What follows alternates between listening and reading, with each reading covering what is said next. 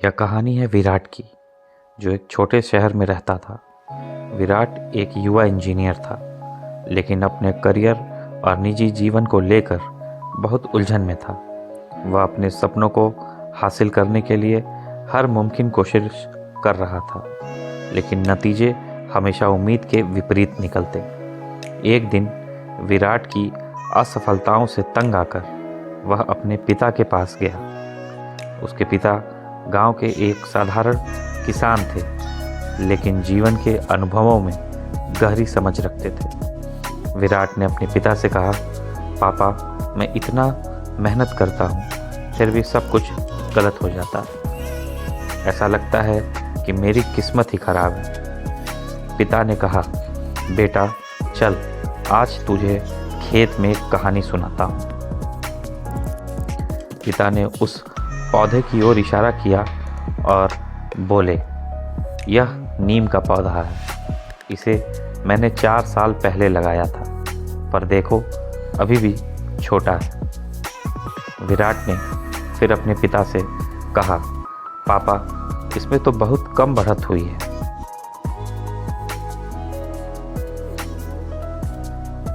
तो फिर पिता ने कहा, हाँ बेटा, लेकिन इसकी जड़ें जमीन के अंदर गहरी जा रही हैं। इसने पहले खुद को मजबूत किया और अब यह बड़ा होगा। तू अपनी मेहनत को भी इसी पौधे की तरह समझ। पिता ने उसे एक पुराना ग्रंथ दिखाया, जिसमें लिखा था, धैर्य और कर्म ऐसे 2 पहिए हैं जिन पर जीवन का रथ चलता है। फिर पिता ने उसे एक और कथा सुनाई। एक समय की बात है, एक राजा ने अपने सैनिकों को एक भारी चट्टान हटाने का आदेश दिया।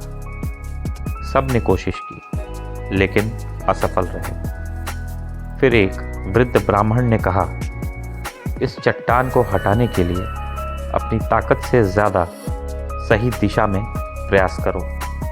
सैनिकों ने ब्राह्मण की बात मानकर सही उपकरण से काम किया और चट्टान हट गई।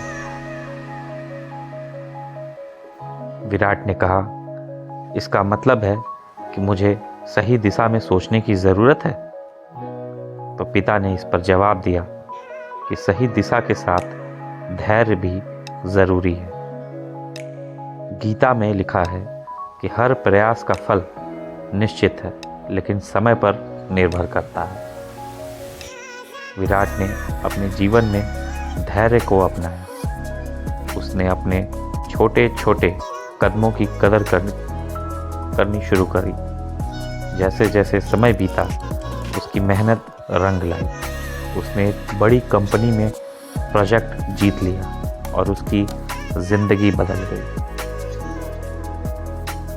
आज की पीढ़ी तेज़ दौड़ती है, लेकिन भूल जाती है कि असली जीत वही है जो धैर्य के साथ हासिल हो।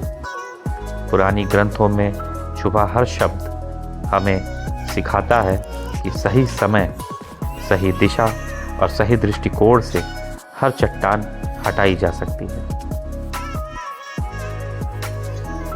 धैर्य और कर्म को अपनाएं, सफलता ज़रूर मिलेगी।